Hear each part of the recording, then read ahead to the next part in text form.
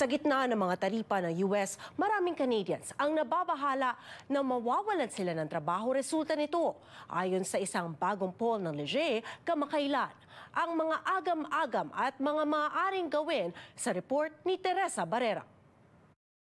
Hindi ito makakatulong sa ating sitwasyon ng ating ekonomiya sa ngayon. 8 sa bawat 10 Canadians nag-aalala raw sa mga taripa o trade pressure ng Amerika sa Canada ayon sa isang bagong Leger poll. Of course, it's going to increase the prices for all the commodities coming in and out of Canada and also in the US. Ayon sa poll, kung saan higit 1,000 katao ang tinanong, 40% sa kanila nag-aalala raw na mawalan sila ng trabaho ngayong taon. Everybody's worried what this new tariff is going to do to local businesses here in Canada.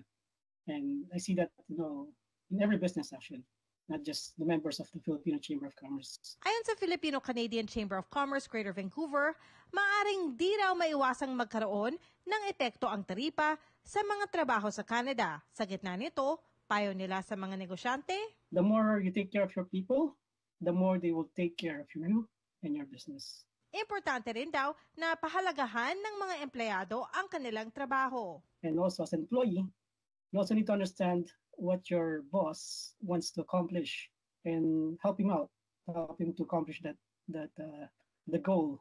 And that way, both of you would benefit. At huwag daw kalimutan maging handa sa anumang maaring mangyari sa negosyo. Build multiple streams of income. My father is also an entrepreneur, and one of his best advice for me is, Joel, dapat marami kang balisasa. Balisasa is a Kapampangan term for fish traps. In other words, create multiple streams of income.